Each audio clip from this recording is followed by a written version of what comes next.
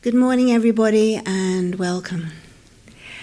We are very happy to offer a fond welcome once again to Swami Medhananda, who will be speaking today on Swami Vivekananda's philosophy of integral Advaita.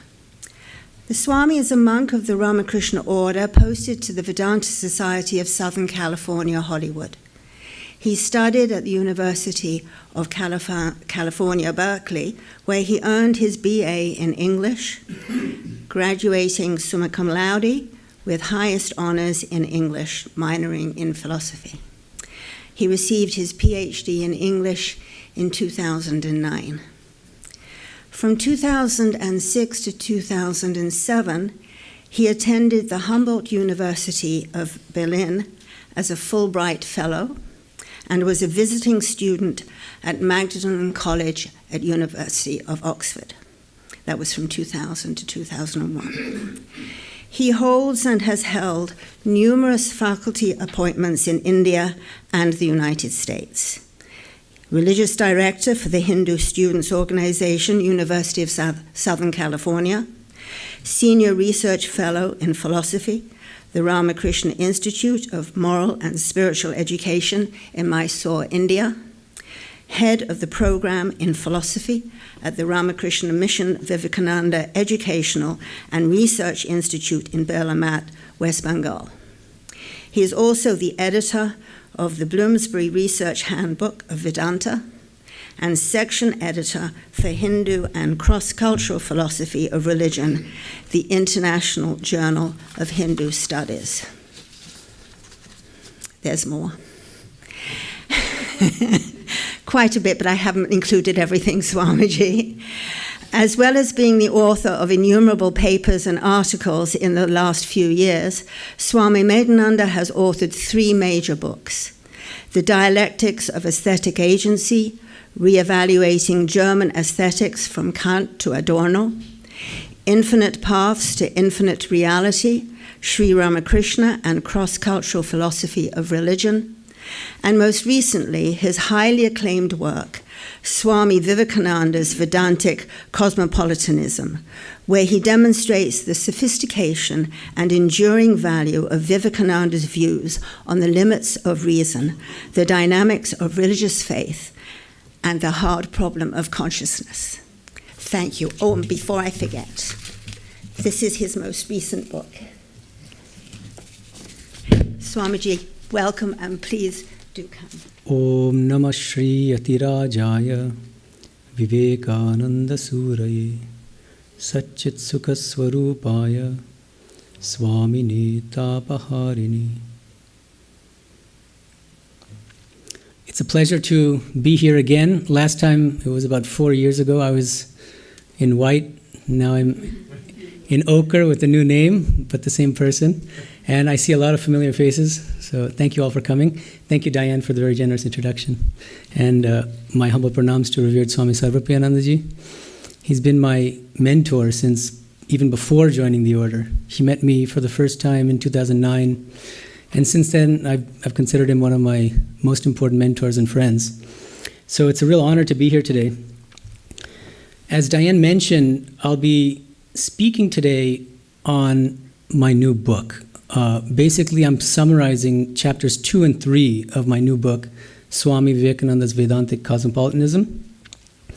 If you want more details, please do look at the book. What happened last time is a lot of people sort of freaked out or talked about my ideas based entirely on the lecture I gave here 4 years ago without bothering to read the book. Please don't do that. That's lazy. So read the book first, and then you can do whatever you want, say whatever you want. Or at least just read chapters 2 and 3 of the book. It's a 10-chapter book, but I only ask that you read chapters 2 and 3. All right, so I'll be speaking today on Swami Vivekananda's philosophy of integral Advaita. We all know that Swami Vivekananda was a great champion of Advaita Vedanta. It's absolutely uncontroversial. Nobody can deny it. But there's been tremendous scholarly controversy about the precise nature of Swamiji's Advaita philosophy. When I say Swamiji, I mean Vivekananda. Sometimes in the West, people get confused about that. So here are the 2 most controversial questions. First question, to what extent, if at all, does Swamiji's Advaita philosophy differ from Shankara's Advaita Vedanta? This is the first $1 million question. Second $1 million question, to what extent, if at all, does Swamiji's Advaita philosophy differ from his Guru's philosophy, his Guru Sri Ramakrishna's philosophy? These are two distinct but interrelated questions. Okay? Now, there are three main camps, depending on how they respond to these two questions. I'm going to explain these camps and then explain where I stand, and then we'll move forward from there. First camp, what I call the Shankarite interpretation. So the scholars in this first camp answer the first question by saying Swamiji's philosophy essentially agrees in all fundamentals with Shankara's Advaita Vedanta, but because Shankara wrote his bhashyas around the 8th century and Swamiji wrote in the 19th century, there are differences in emphasis. Swamiji is a kind of modern-day Shankara. He's kind of modernized Shankara's teachings for present circumstances. This is the first camp. However, with regard to the second question, there are two sub-camps within this first camp, depending on how they answer the second question regarding the relationship between Swami Vivekananda and Sri Ramakrishna. First sub-camp within this first camp, the Shankarite camp, the first sub-camp says both Swami Vivekananda and Sri Ramakrishna were both followers, basically, of Shankara's Advaita Vedanta. So Sri Ramakrishna taught basically a Shankarite philosophy updated from modern times, and so did Swami Vivekananda. This is the first camp. Who held this view? People like Swami Dhireshananda, T.M.P. Mahadevan, and Dinesh Chandra Bhattacharya. There are many others. You can find further references in my book. Second sub-camp within this first Shankarite camp argue that even though Swami Vivekananda taught a philosophy which is basically in line with Shankara's, he thereby deviated from his Guru Sri Ramakrishna's teachings, which were not Shankarite in orientation and come much closer to Tantra or Kashmiri Shaivism. Scholars like Walter Neville, Nalini Devdas, and Frida Matchett make this argument. That's the first subcamp. First subcamp, Shankarite interpretation of Swamiji's philosophy. Subcamp within the first camp says that both Swami Vivekananda and Sri Ramakrishna taught basically a Shankarite philosophy. And the second subcamp says that Swamiji taught a Shankarite philosophy, but thereby deviating from his guru who taught a more world-affirming kind of Advaita philosophy, more akin to Tantra. Second camp, some scholars say that Swami Vivekananda's philosophy, if you're really honest and critical when you read his work, you'll find that it's full of contradictions. On one page, he's saying things that echo Shankara's ideas. On the next page, he seems to be saying things which echo Sri Ramakrishna's ideas. And it's a kind of hodgepodge, and it's full of contradictions. Who are some of these scholars? Amyo P. Shen is one of them. Another one is Thomas J. Green, who wrote an entire book on Max Mueller and Swami Vivekananda, published in 2016. He makes a similar argument. He says, for instance, that Swami Vivekananda, when he talks about practical Vedanta, the need to worship God in human beings by serving them, that is in deep conflict with other places in his work where he seems to commit to Brahma Satyam Jagat Mithya, the idea that this world is ultimately unreal. So this is the kind of argument that these scholars make in the second camp, that you can't give clear and consistent answers to questions 1 and 2, because Swamiji himself was not consistent and clear. Third camp. This is a camp represented by a number of scholars. I'll mention a few of them. Satish Chandra Chatterjee, R.K. Dasgupta, Jeffrey Long, Andrew Nicholson, Swami Tapasyanandaji, Swami Shraddhananda, and one living Swami, Swami Bhajananandaji. And I'm going to defend this third camp's approach to Swamiji's philosophy as well. So I place myself in this third camp. This third camp answers question 1 as follows. They say that Swami Vivekananda's Advaitic philosophy differs fundamentally from Shankara's philosophy in a number of respects. In the course of this lecture, I'm going to explain 6 key ways in which Swami Vivekananda's Advaita philosophy is broader than Shankara's Advaita philosophy, and in some ways different from his philosophy as well. And regarding the second question, relationship between Sri Ramakrishna and Swami Vivekananda, scholars in this third camp argue that it was Sri Ramakrishna who taught Swamiji this broad, non-sectarian Advaitic philosophy. In my previous book, some of you may have read it or at least familiar with it. The previous book was called Infinite Paths to Infinite Reality, and that's where I discussed Sri Ramakrishna's philosophy. I call his philosophy Vijnana Vedanta because I think that he bases his core philosophical teachings on the basis of a spiritual state of Vijnana. And my contention is that the Advaita Vedanta philosophy taught by Swami Vivekananda throughout the world, in the West, in India, was none other than Sri Ramakrishna's philosophy of Vijnana Vedanta. Then you might wonder, well, why don't I call Swami Vivekananda's philosophy Vijnana Vedanta? I call it integral Advaita. Why? The reason is because, for whatever reason, Swami Vivekananda himself very rarely used the term Vijnana. And when he did, it was not consistently in the sense that Sri Ramakrishna meant it. There is one place where I think it's very interesting, where he does use the term Vijnana almost exactly in the way that Sri Ramakrishna did. We can talk about that later. It's in my book. But because he didn't use the term Vijnana, I wanted to use a term that captured how Swami Vivekananda himself explained this Advaitic philosophy. So I use the word integral. What do I mean by integral? What I mean is, integral is etymologically, it means whole, the whole. So it's an Advaita that encompasses everything. It's an all-encompassing oneness. Sri Ramakrishna, he used to teach this. In one place, when explaining Vijnana Vedanta, he used to say, Ishwar Jeev Jagat Shab Jodiye Ekti. Personal God, individual souls in this entire universe, it all constitutes one divine reality. So it's an Advaita that encompasses everything rather than excluding anything. So it's in that sense that I'm characterizing Swami Vivekananda's philosophy as integral Advaita. You might wonder at this point, well, Sri Ramakrishna himself, when explaining Vijnana Vedanta, often said that it's akin to Ramanuja's Vishtadvaita philosophy. And in fact, some people, including the author of Kathamrita, Mohanlal Gupta, believed, because of that Sri Ramakrishna's philosophy was basically Ramanuja's Vishtadvaita. But there's a crucial difference, something I think Mohanlal Gupta missed, which is that Ramanuja does not accept the reality of Nirguna Brahman, non-dual pure consciousness. He accepts it in a different sense. He says that Nirguna Brahman, yes, in the scriptures they talk about Nirguna Brahman. What it means is Brahman, Vishnu Narayana, the personal God, is devoid of all inauspicious qualities. But this is not the sense in which Sri Ramakrishna and Swami Vivekananda accept Nirguna Brahman. They really fully accept the reality of non-dual pure consciousness. Ramanuja does not. So that's a side note.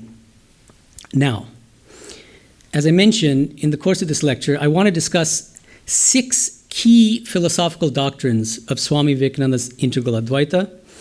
And I'll try to do 2 things. Show how each of these doctrines differs from, in being generally broader than Shankara's Advaita Vedanta, and how Swami Vivekananda learned each of these 6 doctrines from his guru, Sri Ramakrishna. So I'll be referring to Sri Ramakrishna's teachings as well. First doctrine, and what I'm going to do is just run through the 6 doctrines first briefly as a kind of outline, and then I'll go through each one in some detail. Doctrine number 1, the impersonal Brahman and the personal Shakti, the personal God, are equally real aspects of one and the same infinite divine reality. Doctrine number 2, this world is a real manifestation of Shakti.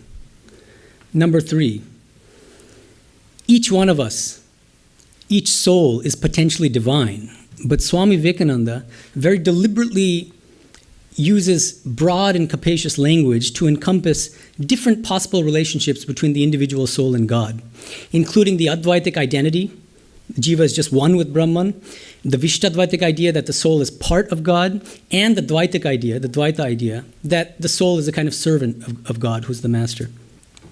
And he says all of these relationships are equally valid. 4th doctrine is what Swami Vivekananda called practical Vedanta. I just mentioned it, but I'll just mention it again. Swami Vivekananda insisted again and again that the highest worship is the worship of God in human beings by serving them in a spirit of worship. Doctrine number 5, all 4 yogas, Bhakti Yoga, Jnana Yoga, Karma Yoga, Raja Yoga, are direct and independent means or paths to salvation. And 6th doctrine, Swami Vivekananda often taught the harmony of religions, starting, of course, in 1893 in the Parliament of Religions. One thing that I think scholars have overlooked is that how he explained the harmony of religions actually evolved in the course of his thinking in the 1890s. And I want to emphasize 2 key phases in his thinking. between September 1894 and May 1895, for a period of about 9 months, he taught the harmony of religions on the basis of what he called the 3 stages of Vedanta: Dvaita, Vishtadvaita, and Advaita. And that phase of his thinking privileged Advaita over theistic paths. He aligned theistic paths with Dvaita or Vishtadvaita, but he says ultimately the highest stage is Advaita Vedanta. Starting in late 1895, all the way until the end of his life, if you look carefully at his lectures on the harmony of religions, you'll find that he never discusses the 3 stages of Vedanta in the context of the harmony of religions. Instead, he regrounds the harmony of religions on the basis of the 4 yogas. And I'm going to explain at the end of my lecture how he does that. But the key difference is that he puts theistic paths and Advaita Vedanta and Buddhism on an equal footing, which he didn't do for that brief 9-month period between 1894 and May 1895. So, now that I've summarized the 6 key doctrines, let's go into some more detail, starting with doctrine number 1. Swami Vivekananda's understanding of God. He understood God as both personal and impersonal. That's very important. Where did he learn it? He learned it from his guru, Sri Ramakrishna. If you study the Kathamrita, ideally in the original Bangla, you'll find him saying things like this: Brahma o Shakti abhed, Brahman, Nirguna Brahman, non-dual pure consciousness, and Shakti, the personal God, are abhed, which means inseparable but equally real aspects of one and the same infinite divine reality. He says again, Vigyani dekhe jini nirgun tini shogun. The Vigyani, the person who has attained the state of Vijnana, realizes that the same infinite divine reality is both Nirguna, non-dual, impersonal, pure consciousness, and Saguna, the personal God. In a slightly more, in somewhat more detail, he says, "Jokhon tini nishkriyo tokhon ami brahma bole koy. Jokhon tini srishti sthiti bole korchen tokhon ami shukti bole koy." When I refer to God as inactive, when I think of God as inactive, I call it Brahman. Or when I think of it as static. When I think of that same God as creating, preserving, and destroying the universe, I call God Shakti or Kali. Okay, so Brahman and Shakti are the static and dynamic aspects of one and the same divine reality. This is what Sri Ramakrishna taught.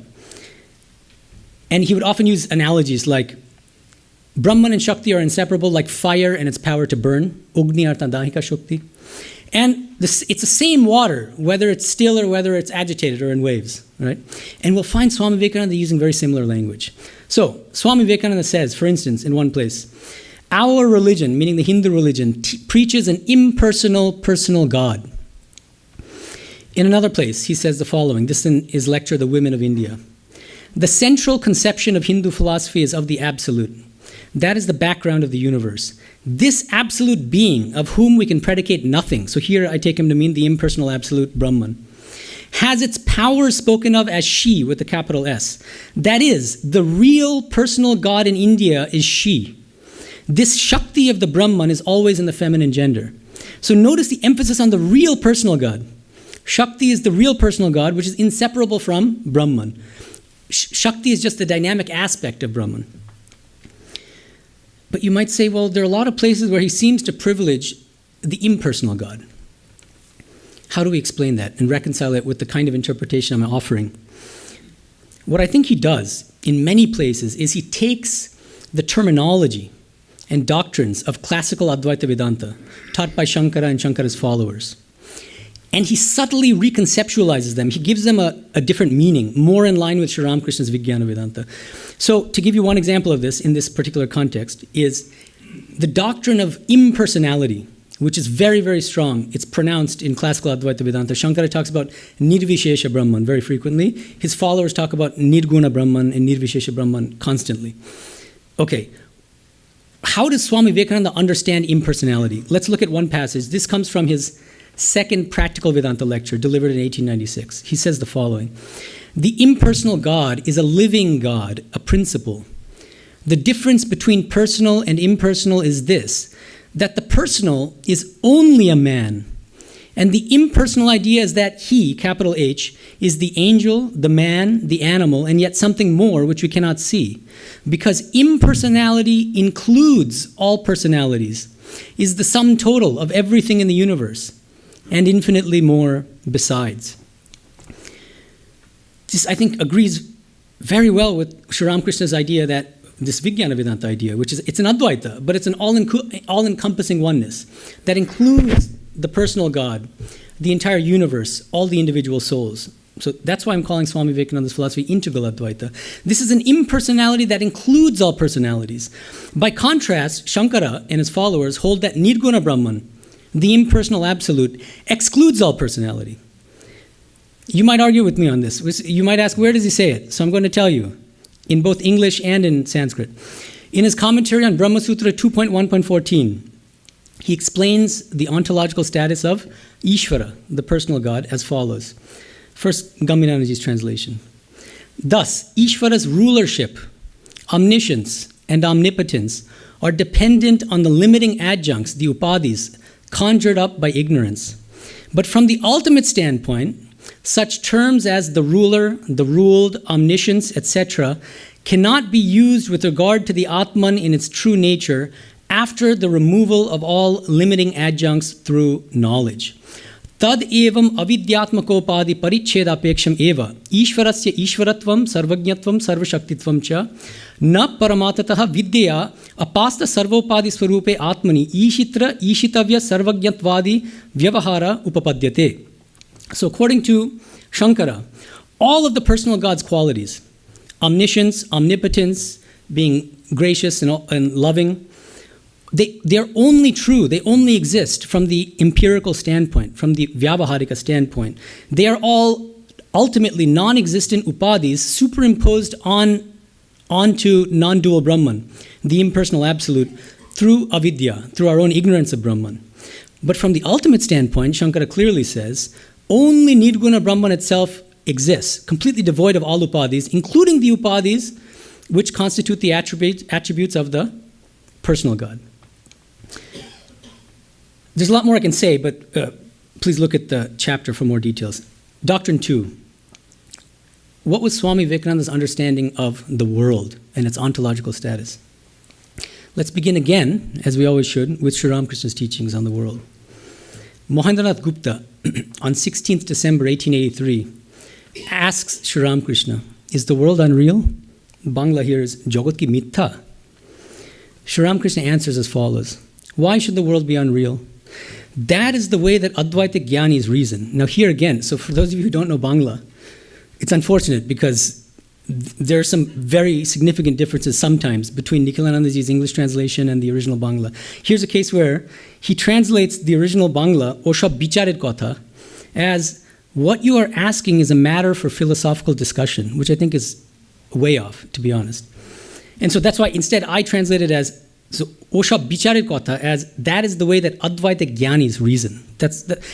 We can quibble, but I think that comes closer to what Sri Ramakrishna meant. Why? Because look at what the sentences that follow this statement. Oshab Bicharet Kotha. Then Sri Ramakrishna says, in the beginning, when a man reasons following the Advaita Vedantic method of neti neti, not this, he realizes that Brahman is not the living beings, not the universe, not the 24 cosmic principles. All these things become like a dream to him. Then comes the affirmation of what has been denied. And he feels that God himself has become the universe and all living beings. So I think the context here clearly suggests that it's a special kind of vichara that Sri Ramakrishna is talking about. It's the vichara, the reasoning of the Advaita Jnana Yogi, who says Brahma Satyam Jagat Mithya. So I'll just read the whole Bangla here. Mithya keno, oshab bichare kotha. Prothomta neti neti bichar korbar shomoy. So he's clearly saying neti neti vichara. Neti neti bichar korbar shomoy tini জীব নন, জগৎ নন, চতুর্বিংশী তত্ত্ব নন হয়ে যায়। এসব স্বপ্নবৎ হয়ে যায়। তারপর অনুলোম বিলোম, তখন তিনি জীব জগৎ হয়েছেন বোধ হয়। So he's clearly distinguishing here and in many other places two different stages in spiritual realization. There's the jnana stage of spiritual realization where the jnani feels Brahma Satyam Jagat Mithya. This world is like a dream. It's unreal. And there's a further stage. And this is what's really unique about Sri Ramakrishna's philosophy and his teachings. There's a further stage called Vijnana where you realize that everything is a real manifestation of Shakti. Brahma Satyam Jagat Satyam, the last words of Swami Turiyananji on his deathbed. So now, Swami Vivekananda. I believe he follows his Guru Sri Ramakrishna in this regard as well. He says it in many, many places. I just want to quote one passage where this is from his God in Everything lecture. Just notice even the title of the lecture is very, very Vijnana-oriented, God in Everything. He says that the world is not unreal, but actually divine. And you'll find that he explains this on the basis of Sri Ramakrishna's Vijnana Vedanta. This is the quotation. Swami Vivekananda says, "Here I can only lay before you what the Vedanta seeks to teach, and that is the deification of the world. The Vedanta does not in reality denounce the world. The ideal of renunciation nowhere attains such a height as in the teachings of the Vedanta, but at the same time, dry suicidal advice is not intended. It really means deification of the world, giving up the world as we think of it, as we know it, as it appears to us, and to know what it really is. Deify it. It is God alone." And these passages can be multiplied, where again and again he's saying that Vedanta does not teach that the world is unreal, but that everything in the world is a manifestation of God. Now,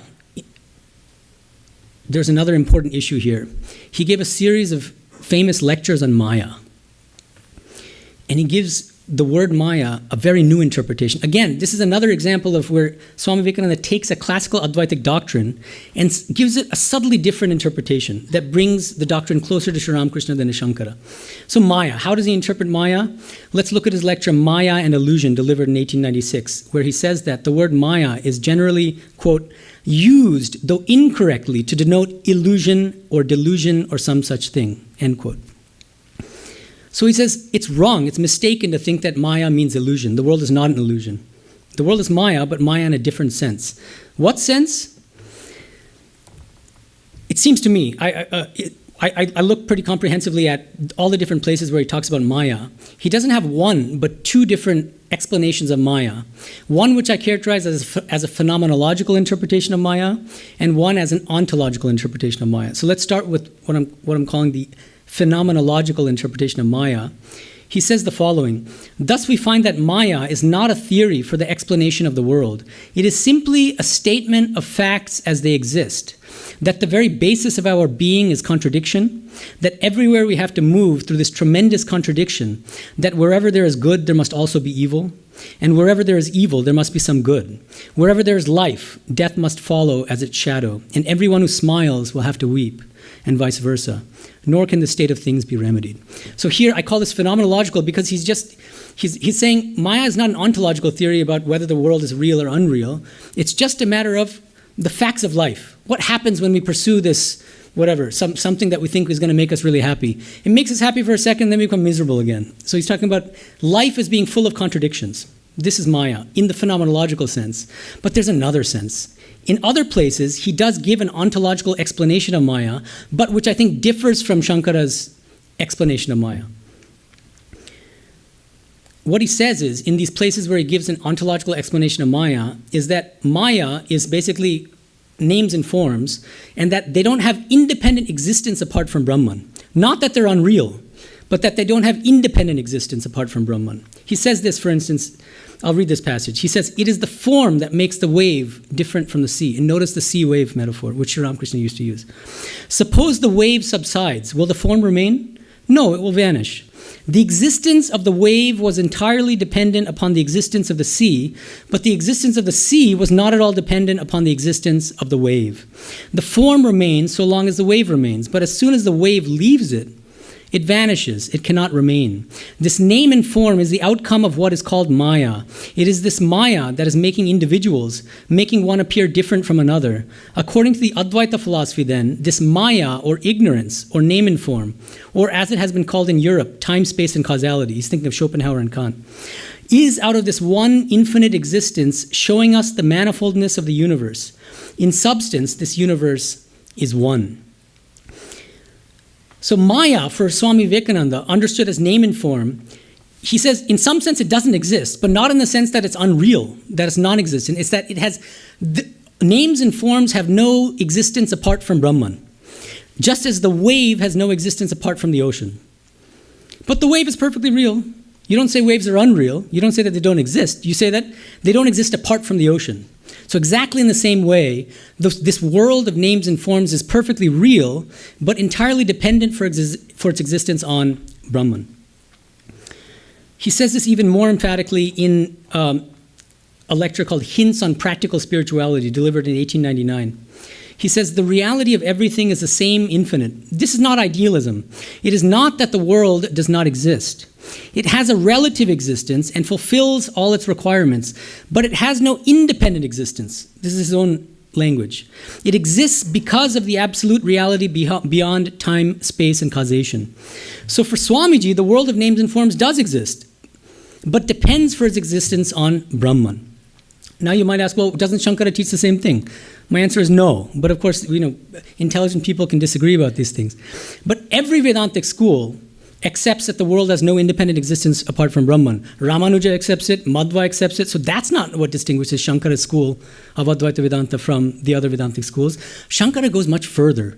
He says, yes, the world has no independent existence apart from Brahman, but he draws a further conclusion. And he says that, therefore, and for other logical reasons, the world does not even exist from the ultimate standpoint. And this is where Shankara's philosophy deviates from other schools of Vedanta, like Ramanuja's philosophy and Madhva's philosophy, and Achinta Bheda Veda of Chaitanya, and Shuddha Advaita of Vallabha.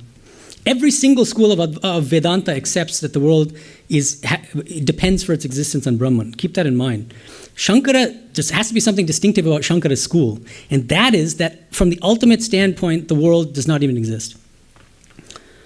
Where does he say this? In many, many places. I don't have time to catalog all of them, but I'll just mention a few.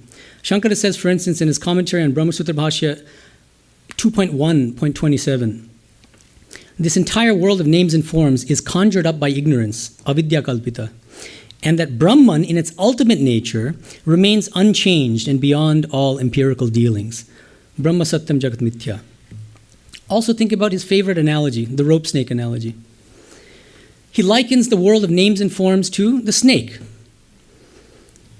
And it's through ignorance of the rope that we mistakenly superimpose the snake onto the rope. Did the rope ever exist? No. I mean, the rope existed. Did the snake actually ever exist? No. It never existed. It only existed in our minds because we're misperceiving the rope as a snake, right? Does it make sense to say that the snake is a real manifestation of the rope? No. I think it makes more sense to say that the snake is an illusory manifestation, an illusory appearance of the rope. And that captures the difference between Shankara's Advaita Vedanta and the Vijnana Vedanta of Sri Ramakrishna and the integral Advaita of Swami Vivekananda. Sri Ramakrishna, instead of using this rope snake metaphor, he never used it even once in the gospel. In one place, he's describing his Vijnana experience, and he uses the analogy of wax. He says it was as if everything was made of wax, shob jana momed.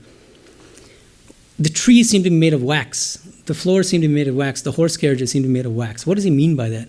He means, as far as I understand it, that everything in the world is a real manifestation, a real formation of God, of Brahman. Brahmoi Chaturvingshi Tattva Haichan. Brahman itself has become the 24 cosmic principles. And this understanding, this analogy, dovetails much better than Shankara's rope snake analogy with the Chandogya Upanishad metaphors. Clay in pots, golden ornaments. In the Upanishad, Chandogya Upanishad, the question is raised, what is the relationship between Brahman and Jagat? And it uses these beautiful metaphors. Just as different ornaments can be made out of gold, or just as different kinds of pots, differently sized pots, differently shaped pots, can be made out of the same clay, just so this entire world of names and forms is nothing but different manifestations of one and the same Brahman. Okay, that's doctrine 2. Doctrine 3. This is regarding one of Swamiji's most famous doctrines, his doctrine that each soul is potentially divine. First, again, my argument is that he takes this doctrine not from Shankara, but from Sri Ramakrishna. Sri Ramakrishna says, in the presence of Naren, this was on 29th September 1884, he looks around and he says, no one else is here, and you are my own people. Let me tell you something. You know that he's going to say something very important, very, very deep when he says this. I have come to the final realization that God is the whole and I am a part of him. That God is the master and I am his servant. Furthermore, I think every now and then that he is I and I am he. Shesh ei bujechi. Tini purno ami tar ongsho. Tini prabhu ami tar dash. Abar ek par bhabi tini ami tini.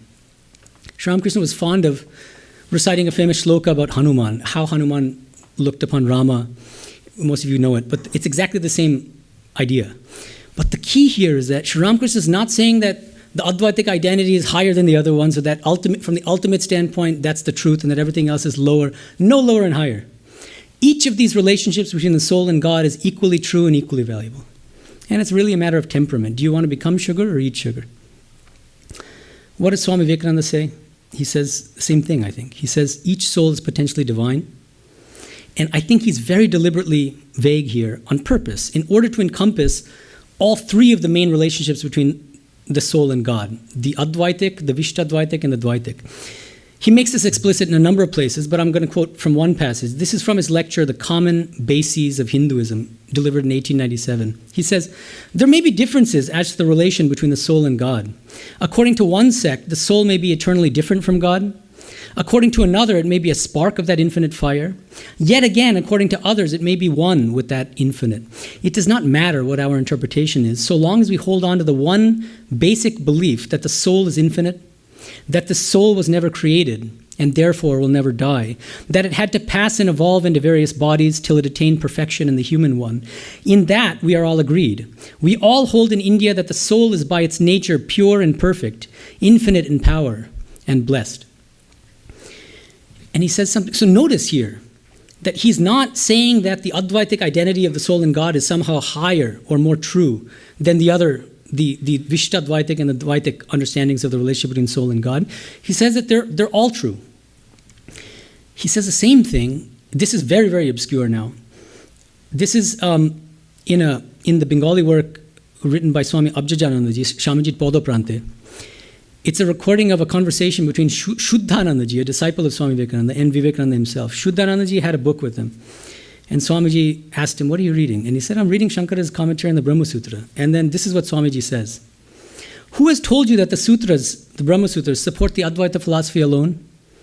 Shankaracharya was an Advaitin, so he tried to interpret the sutras in terms of Advaita philosophy.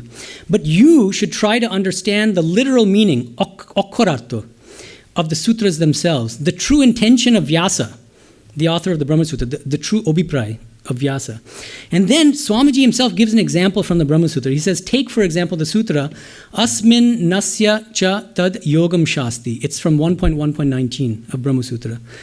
Swamiji says, I think that if we interpret this sutra correctly, we will find that Bhagavan Vedavyasa, whom he took to be the author of the Brahma Sutra, indicated both Advaita and Vishtadvaita through it.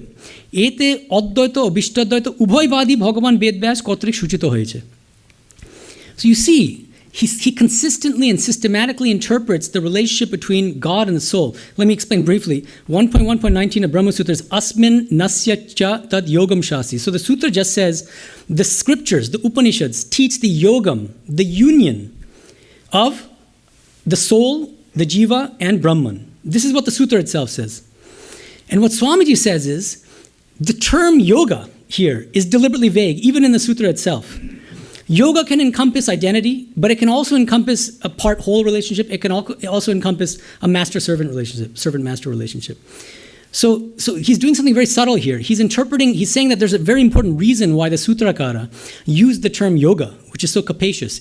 It's not straightforward identity, tadatmya or something like that. Now, fourth doctrine. This is his famous doctrine of practical Vedanta. He gave a series of lectures on this topic in London. He learned this also from Sri Ramakrishna.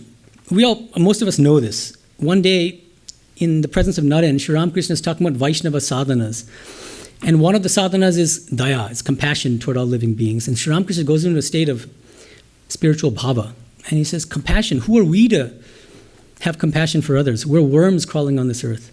Shiv Gyane Jive Seva. Shiva Gyane Jive Seva. It means we should be worshiping God by serving God in all human beings, by seeing God in everyone.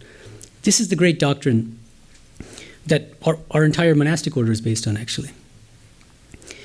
But notice that this doctrine, that we should serve human beings by seeing God in each one of us, is based not on Shankara's Advaita Vedanta, but on Vijnana Vedanta. It's only if every soul is a real manifestation of God that we can worship God by serving them. This is the philosophical logic. Now, let's look at what Swami Vivekananda says. How does he explain practical Vedanta? He says the following. But what is more practical than worshipping here, worshipping you? I see you, feel you, and I know you are God. The Mohammedan says there is no God but Allah. The Vedanta says there's nothing that is not God. The living God is within you, and yet you are building churches and temples and believing all sorts of imaginary nonsense. The only God to worship is the human soul in the human body. Of course, all animals are temples too, but man is the highest, the Taj Mahal of temples. If I cannot worship in that, no other temple will be of any advantage.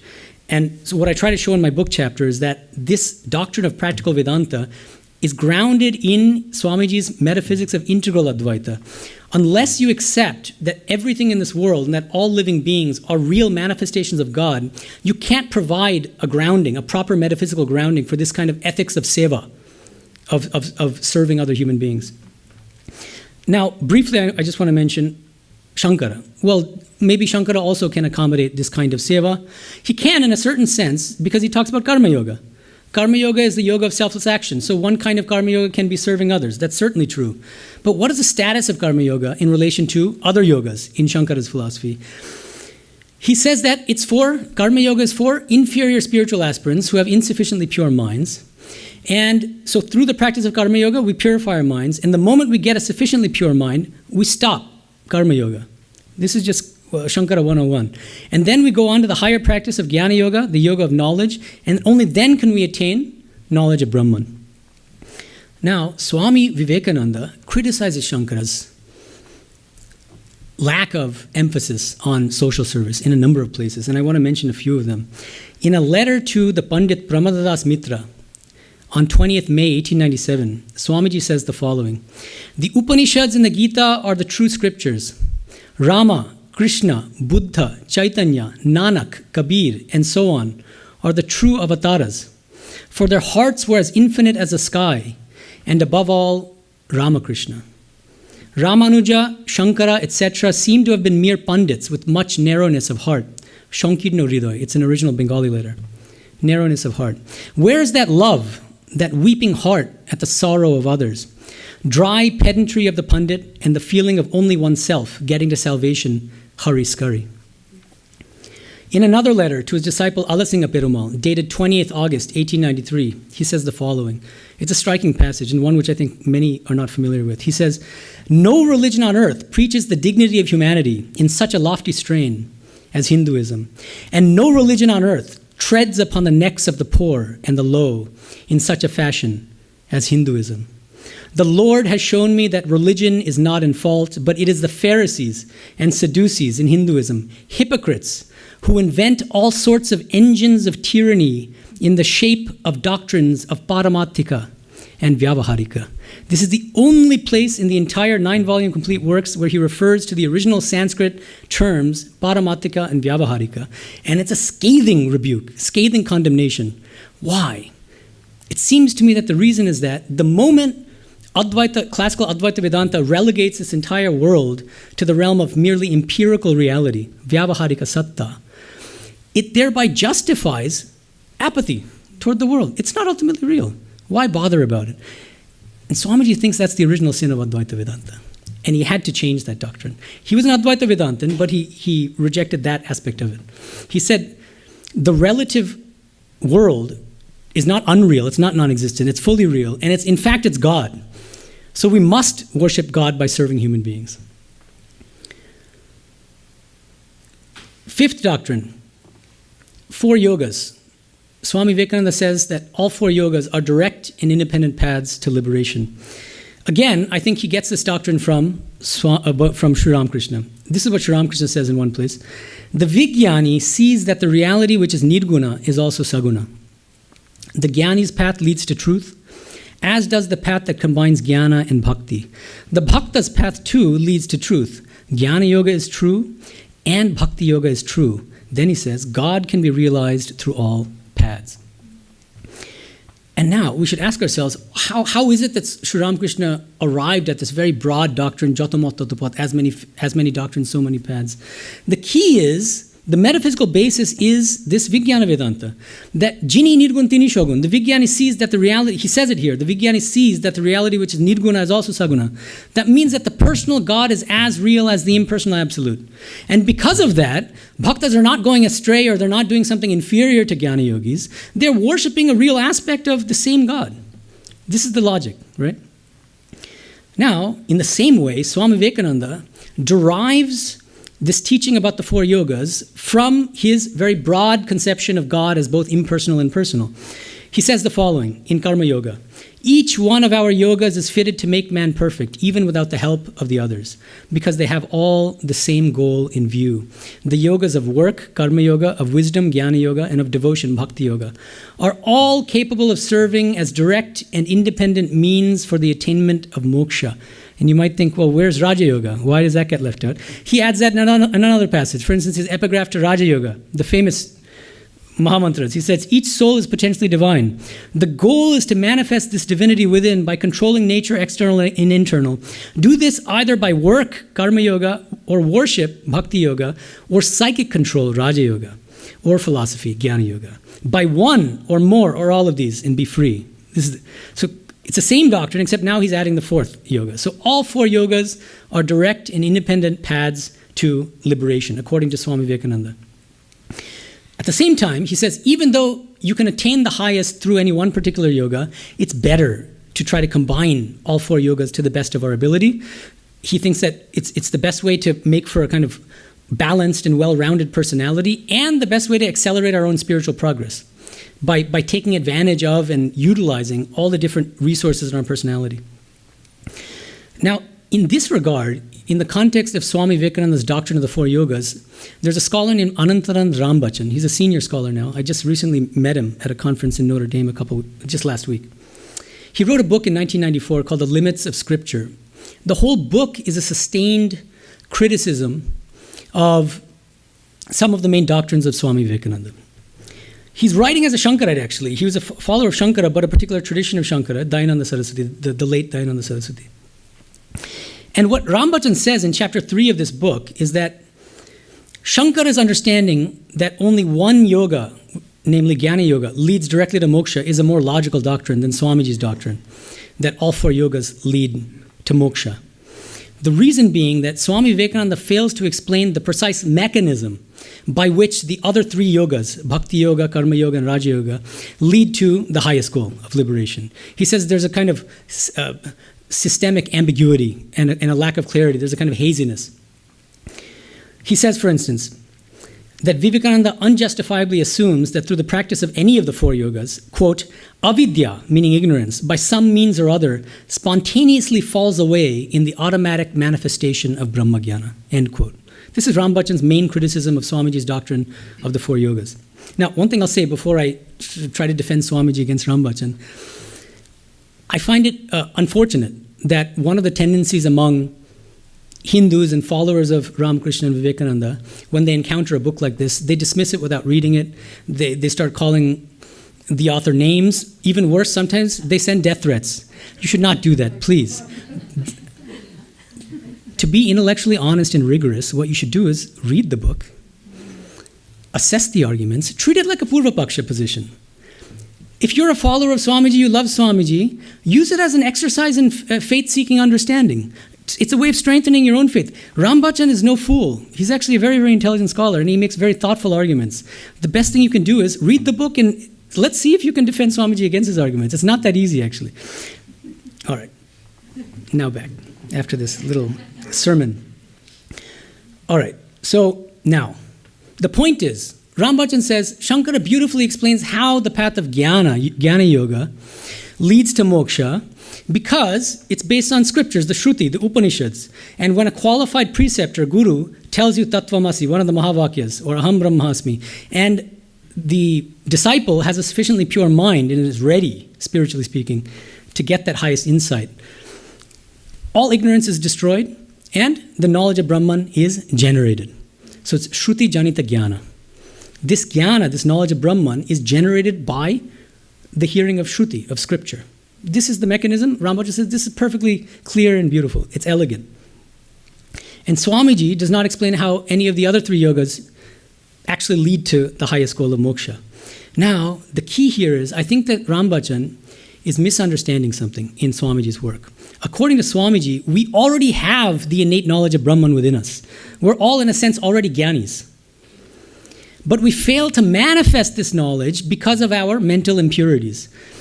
So through any of the 4 yogas, any yogas at all, we purify our minds, thereby removing the veils of impurity covering our innate knowledge of Brahman. He says, for instance, in one place, the knowledge which is ours will be manifest through the practice of any of the 4 yogas. The knowledge which is ours, it's already within us, will be manifest through the practice of any of the 4 yogas, not just Jnana Yoga. In another place, it's a text called the 4 Paths of Yoga. He says, the whole scope of all systems of yoga is to clear up this ignorance of Brahman by purifying the mind. So his idea is, all 4 yogas are direct and independent paths to moksha, since they are all equally effective means of purifying the mind, thereby removing what he calls the veils of impurity, covering our ever-present and innate knowledge of our true nature as the divine Atman. This is the way I see the line of defense of Swamiji against Rambachan's criticisms. Again, I think that there's a deep resonance with Sri Ramakrishna's teachings. Sri Ramakrishna used to teach, Shuddha mon, Shuddha buddhi, আর শুদ্ধ আত্মা একই জিনিস. Pure mind, pure intelligence, and pure Atman are one and the same.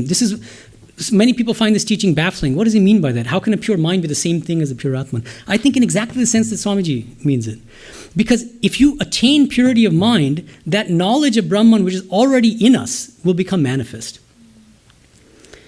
Finally, 6th doctrine, his doctrine of the harmony of religions. I discuss this in great detail in chapter 3 of my book. I'm going to give a very, very brisk summary. As I mentioned, I think that there's not one doctrine, but 3 doctrines of the harmony of religions at different phases in his career, beginning in 1893 when he gave these lectures in the World's Parliament of Religions. I'm not going to discuss phase 1 because it's not directly relevant to what I'm discussing today. I want to discuss the 2nd and 3rd phases of his thinking about the harmony of religions. September 1894 to May 1895, for a period of about 9 months, he taught the harmony of all religions on the basis of the 3 stages of Vedanta, Dvaita, Vishtadvaita, and Advaita.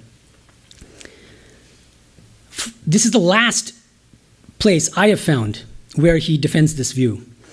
This is a letter to his disciple Alasinga Perumal on 6th May 1895. He says the following, "Now I will tell you my discovery. All of religion is contained in the Vedanta, that is, in the 3 stages of the Vedanta philosophy, the Dvaita, Vishtadvaita, and Advaita. One comes after the other. These are the 3 stages of spiritual growth in man. Each one is necessary. This is the essential of religion. The Vedanta applied to the various ethnic customs and creeds of India is Hinduism. The first stage, i.e. Dvaita, applied to the ideas of the ethnic groups of Europe is Christianity. As applied to the Semitic groups, Mohammedanism. The Advaita, as applied in its yoga perception form, is Buddhism, etc. Now by religion is meant the Vedanta. The applications must vary according to the different needs, surroundings, and other circumstances of different nations." What this position amounts to is what scholars of religion, philosophers of religion, and theologians call religious inclusivism. This is an Advaitic religious inclusivism, because what Swamiji is claiming is that Advaita is the highest. Other paths are not wrong, but they're lower stages on the way to Advaita, and so he relegates all theistic religious traditions, Christianity, Islam, presumably all the theistic traditions within Hinduism, to the realm of Dvaita, or at best Vishtadvaita. But each stage is necessary, he says that too, which means that that's not enough. You have to ultimately go on to the highest Advaitic realization. So he's clearly putting Advaita on a higher footing than theistic religions in this brief period of 9 months, from 1894 to mid-1895. Now, shortly thereafter, he abandons this view. And the first question is why? I think because he possibly, this is completely speculative, but one possible reason is that he reflected more on the teachings of his beloved guru, Sri Ramakrishna. And Sri Ramakrishna, you'll be very hard-pressed to find anywhere in the Gospel of Sri Ramakrishna any talk of higher and lower, that Advaita is a higher state, a higher philosophy than Vishtadvaita or Dvaita. And Swamiji may have thought, wait a minute, I need to teach the harmony of religions in as liberal a spirit as Sri Ramakrishna did. That's speculative, but in any case, now let's go. What is this? What is this third phase? The third phase begins in late 1895 and goes all the way up to the end of his life. You'll find any lecture, any place where he explains the harmony of religions starting in late 1895, he does so not on the basis of the three stages of Vedanta. He never again teaches the harmony of religions on the basis of the three stages of Vedanta. Instead, he explains the harmony of religions on the basis of the framework of the four yogas. The previous doctrine I just explained. Each of the four yogas is a direct and independent path to moksha. How does this argument work? It proceeds in three stages. 1. Each of the four yogas is equally capable of leading us to salvation. That's the previous doctrine I just mentioned. He says each one of our yogas is fitted to make man perfect, even without the help of the others, right? Then, how does he arrive at the harmony of religions? Argument 2, claim 2. Every world religion corresponds to one of these four yogas. He says this, for instance, in his lecture on Sri Ramakrishna. He says, this is a quote, "A man may be intellectual or devotional or mystic or active. The various religions represent one or the other of these types. Intellectual means Jnana Yoga, devotional Bhakti Yoga, mystic Raja Yoga, active Karma Yoga. Each world religion corresponds to one of these four yogas. And 3, religious pluralism flows directly from these two premises. Since each yoga is equally effective in taking us to salvation, and each of the major world religions corresponds to one of the yogas, all of these world religions have equal effectiveness in leading to salvation." He says this explicitly in the same lecture on Sri Ramakrishna, delivered in 1896. He says that every religion, quote, "has the same saving power as the other." This is a significant shift from that previous 9-month position, where Advaita is higher. It has greater saving power because it's the only direct path to liberation. So this is what scholars of religion called religious pluralism, as opposed to religious inclusivism. So whereas in that brief 9-month period, ending in May 1895, Swami Vivekananda advocated an Advaitic inclusivism, which put Advaita at the highest stage and relegated theistic religions to a lower stage. Starting in late 1895 all the way to the end of his life, he taught the harmony of religions as a full-blown religious pluralism, which means that he granted equal effectiveness to all the different world religions, whether they're theistic or non-theistic. So it's a much broader, more liberal teaching, and it's more in line with Sri Ramakrishna's own teachings. So I've said a lot, and it's sort of dense, but I do encourage you, please, that if you want to delve more deeply into what I've been talking about today, read chapters 2 and 3 of my book. I know reading is passé now in this world of Twitter and whatever, Facebook, but please. Okay, I'm open to questions now. Om Shanti Shanti Shanti Harihi Om Tat Sat Sri Ramakrishna Parnamastu.